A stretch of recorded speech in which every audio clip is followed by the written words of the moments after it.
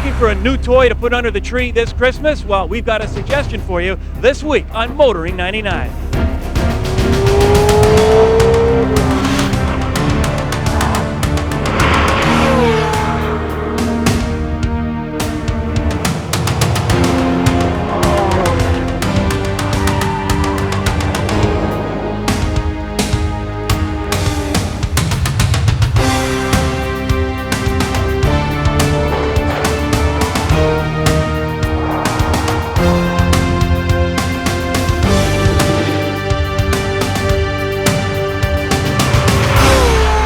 TSN's Motoring 99 is brought to you by Quaker State Motor Oils, formulated for the vehicles you drive and the way you drive them.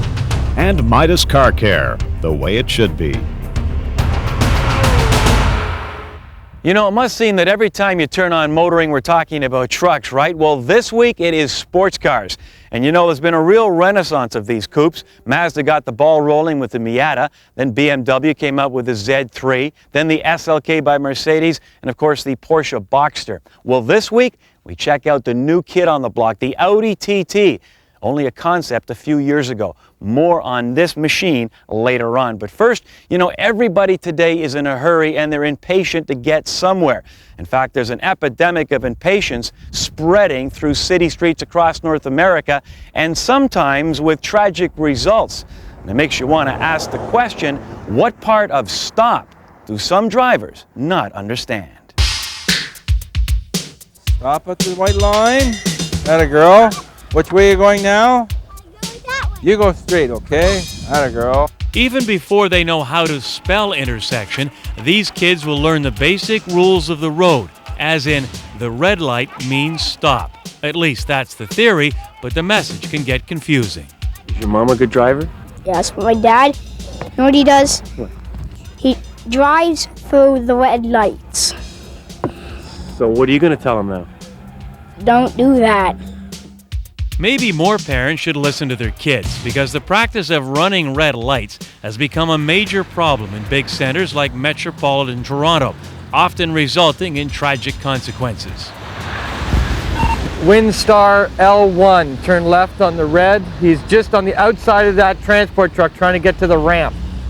Constable Greg Chulu of the Peel Regional Police and his unit is staking out a busy intersection in Mississauga, Ontario. Yeah, 10-4, that's the one. Time of the offense, 8 o'clock. 8 o'clock, he was 5 meters back, just continued through on the red on the outside of the transport, or on the inside of the transport, pardon me. Red means stop, green means go. Do people understand what an amber light means? Oh, I don't believe so. I think a lot of people believe that the amber light means get ready, it's going to turn red, but I can still go, and that's not what it means. What it means is that you're supposed to stop if it's safe to do so. But what's happening is people are seeing the amber light and they're just accelerating because they don't want to miss that light, so they're going to go through and hopefully beat the red. Okay, the taxi cab on the outside is an illegal left turn. He came from the outside lane. The taxi cab on the outside, the yellow and orange one. We have one officer who's spotting, that was myself. I would watch the intersection, I'm out of the vehicle, I've got elevation, I can see the stop lines clearly, the signals clearly.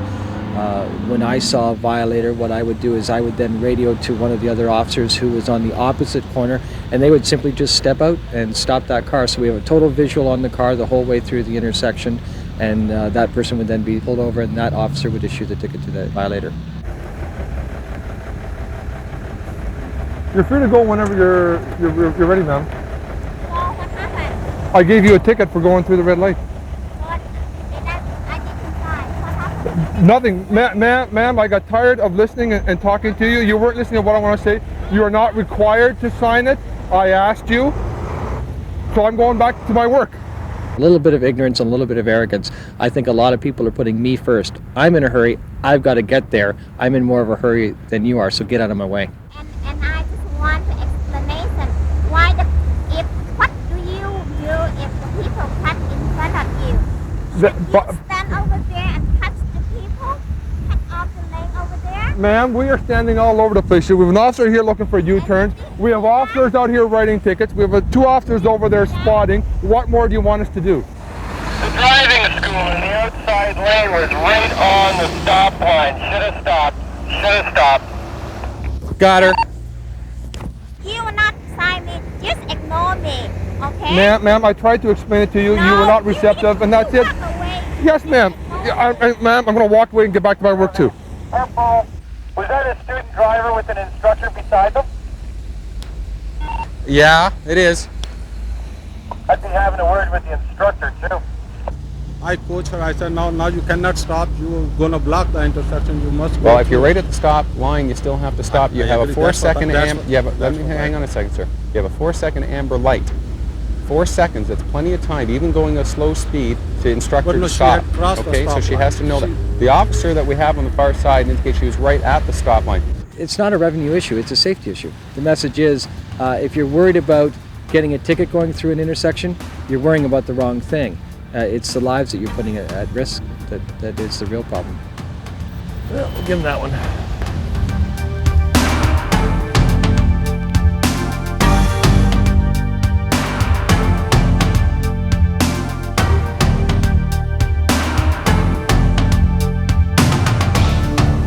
Those red light runners, they're just one tip of a multi-pronged safety iceberg. I'll tell you why later on Kenzie's Corner. Splish splash, I was taking a bath all on a Saturday night. They always warned me life would be different on motoring.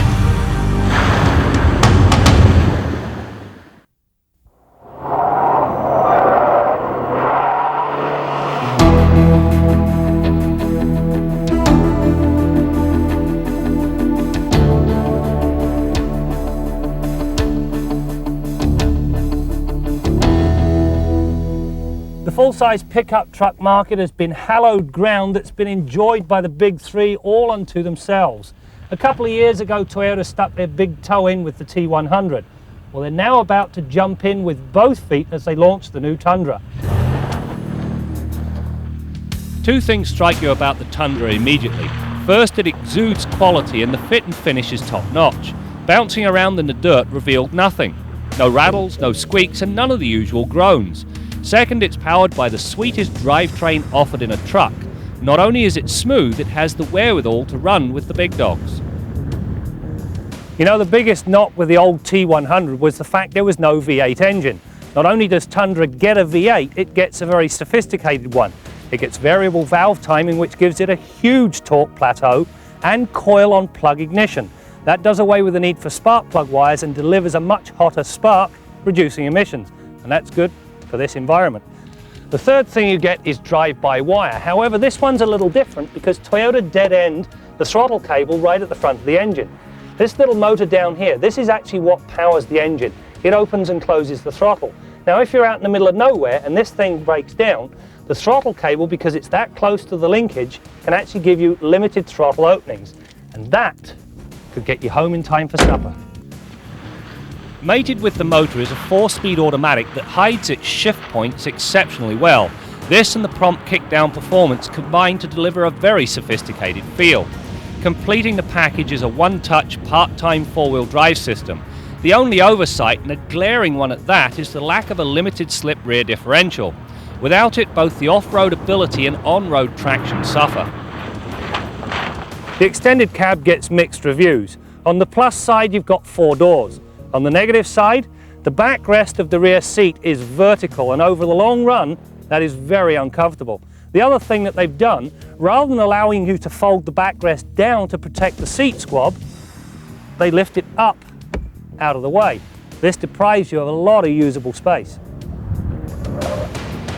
Up front, Tundra uses a double wishbone design with coil springs and nitrogen gas-charged shocks with a roll bar. In back are stock leaf springs with opposed shocks to help control axle tramp. While the suspension is best described as being par for the pickup course, the ride quality is anything but. Suffice it to say that nothing comes even close to being as supple and compliant. That said, it still delivers decent handling characteristics. From the driver's seat, you could be in any Toyota passenger car. There's a full set of analog instrumentation that's easy to read and interpret, a decent sounding radio that gets the place of preference. The climate controls are large and rotary. In fact, they're large enough to operate with a gloved hand. You also get a defeat for the passenger side airbag, which allows you to carry a smaller person up front, although you shouldn't. And last but not least, 4-wheel drive is but the punch of a button away. Stopping power comes from a top-notch brake design. Up front are 4-piston calipers with enormous vented rotors, while rear drums take care of the back brakes. Combined, the setup stops Tundra in a short 114 feet from 80k. Anti-locks are standard on the V8-powered trucks, but surprisingly, they're optional on the V6 models. You know, given the domestic dominance of the pickup truck market and the fact that Toyota's production capability is limited, I don't think the big three are going to lose any sleep over the Tundra. Having said that, if you're looking for something a little different, as in something that offers comfort and a great V8, the Tundra is your best choice.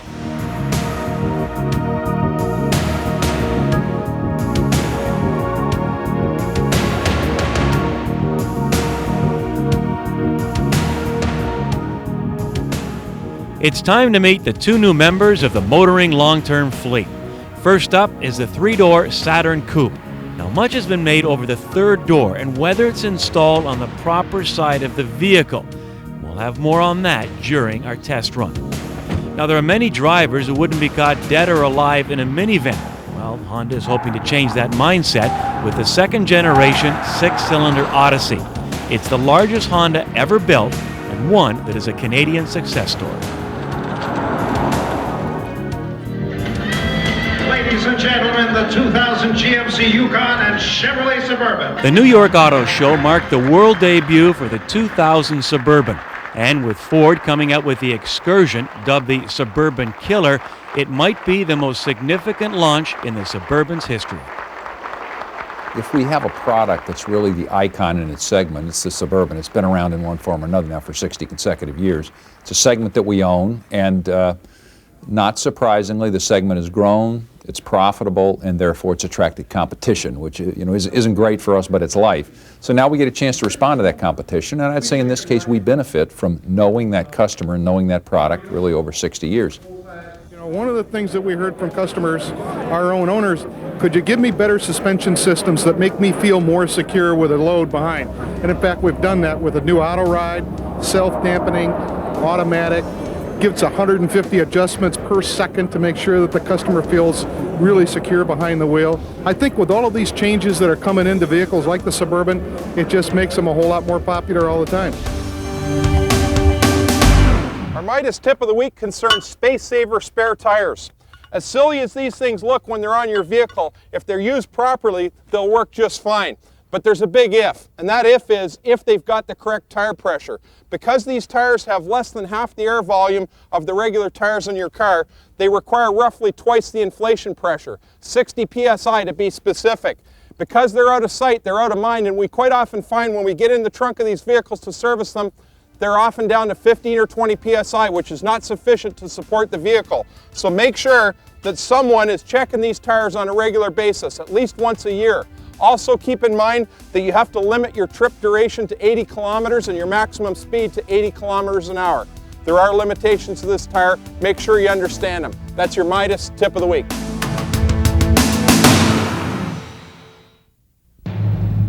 Let me show you further what I mean by fascinating, heart-pumping product.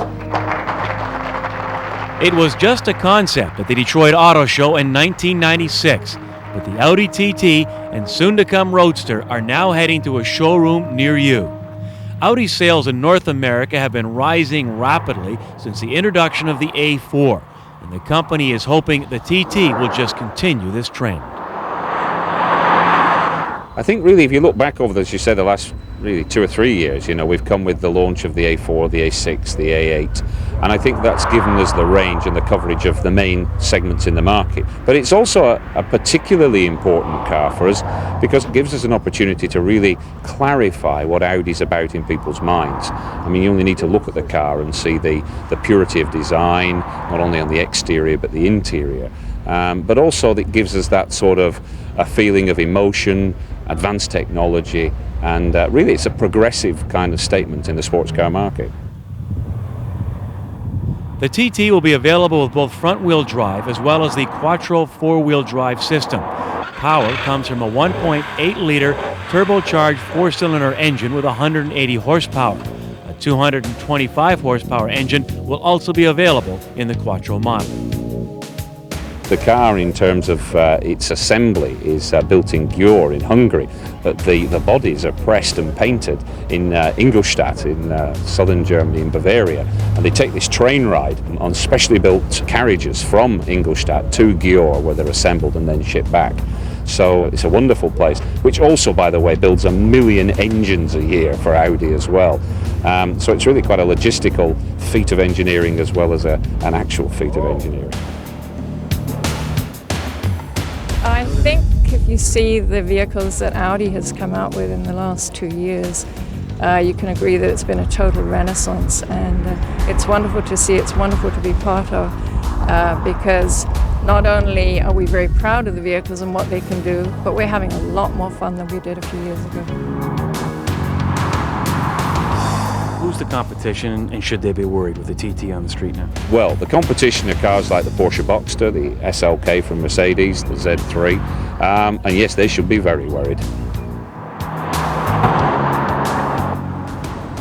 You know, they may be fun to drive, but one of the downsides of any sports car is little or no room for luggage. Well, that is not a problem with the Audi TT. Check this out.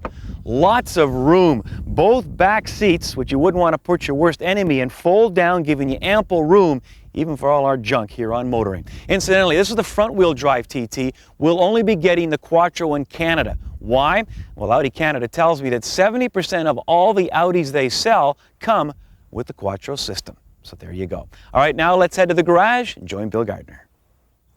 Well, Brad, where you are in the state of Texas, a vehicle's cooling system is going to be under a lot of stress all year round. But here in Canada, we tend to have a situation where the cooling system of our vehicles is quite often under stressed for 6 or 7 months when the weather's cold.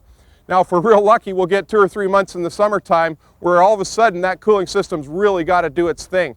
And what I want to talk about this week is a key component in the cooling system of some vehicles. That's called the fan clutch. With the fan shroud in place, you don't get a very good look at the fan or the clutch. So I've removed the 7 screws that hold our upper fan shroud onto this vehicle, and I can set it aside to reveal the parts we want to talk about. Right here is the fan clutch, this finned aluminum component right here. And what the fan clutch does is it couples these fan blades to the front of the water pump via a silicone fluid inside the fan clutch housing. Now, on cars years ago, you didn't even have a fan clutch, and these fan blades would be hard mounted or bolted solidly right to the nose of the water pump. That created a lot of fan noise, and it robbed the engine of power and fuel economy because the fan really didn't need to be driven all the time, only when the engine was extremely hot. So with a clutch, it allows us to sense the engine temperature via a thermostatic spring on the front of the fan clutch and only drive these blades at close to water pump speed when they're absolutely necessary for engine cooling. When the engine's cool, it can allow these fan blades to sort of freewheel or just turn it very much underdriven or below water pump speed. Then when the engine comes up to temperature, they'll couple up. Now I'll pull my hands back and we'll start this thing up. Go ahead. Now this vehicle was just run up to temperature on a pretty warm day, so our fan clutch is coupled up and the fan blades are turning at roughly the same speed as the water pump. Okay, shut it off. Now this fan clutch is a pretty reliable component in your car's cooling system. Not a whole lot of them fail, but when they do, there's usually 2 typical scenarios. First of all, they can freewheel all the time, and in that case, the customer is going to come in complaining of the car overheating during stop-and-go traffic and running at a normal cooling system temperature when on the highway.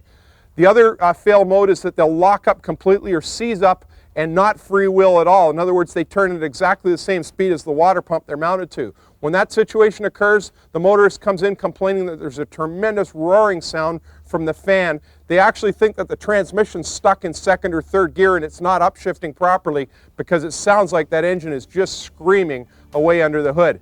That's another case where you want to check for a bad fan clutch. But I'll tell you, a whole lot of cooling system problems that are misdiagnosed are often with the radiator and not with that fan clutch, so check it out closely. Now next week we want to talk about electric cooling fans, which comprise all the other vehicles that don't have this kind of system.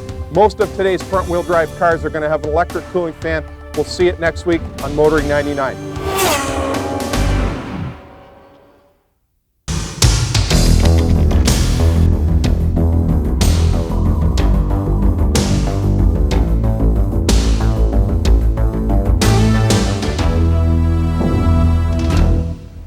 About a year ago, a Swissair jet went down off the coast of Peggy's Cove in Nova Scotia, killed over 200 people. Now, if we had a serious plane crash every month in this country, you can bet we'd do something about airline safety. Well, the fact is, we do have the equivalent of a plane crash every month in this country. Every day, we kill almost as many people as died in that terrible Colorado high school massacre. I'm talking, of course, about the #1 public safety issue in our country, and that's car crashes. Now, maybe after Littleton, Colorado, and Tabor, Alberta, you might be afraid to send your kid to school. Maybe not a bad strategy, but for the wrong reasons. Your kid's much more likely to die in a car crash than he is at the hands of some lunatic with a gun. In fact, car crashes are the #1 cause of death amongst young people. You've got to be over 40 before heart disease starts to take over that top spot. Now, we have made progress in this country. Over 90% of us are belting up now. The cars are better and the roads are better. But we still kill over 3,500 people in this country every year in car crashes, and most of them are just as innocent as the victims of those other disasters. Now, failure to buckle up and impaired drivers are still an issue, but the fact is that most car crashes are caused by one single factor: driver error. Now, when's the last time you took any training in driving? Oh, golf and tennis and computer courses, sure, but with the possible exception of the fact that Microsoft software is enough to drive anybody to suicide, those activities aren't likely going to kill you. So next time you're looking in the mirror, take a look in the face of the most serious public health issue we face in this country, and then go do something about it. I'm Jim Kenzie. Well, automotive journalists from across North America are just preparing to leave the airport here at Austin, Texas, after getting their first ride behind the wheel of the new Audi TT.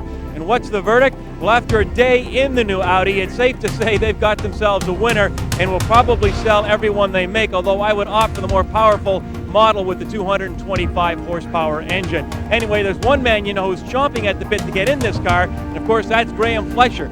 Make sure you join Graham and the new Audi on a future program on Test Drive, as we continue to bring you more stories about cars and the people who drive them. The day represents the achievement of a major milestone because the reaction that people have had is, wow, this is just as good as, if not better, than a car that I drive today. That for us is a major accomplishment. TSN's Motoring 99 has been brought to you by Quaker State Motor Oils, formulated for the vehicles you drive and the way you drive them, and Midas Car Care, the way it should be.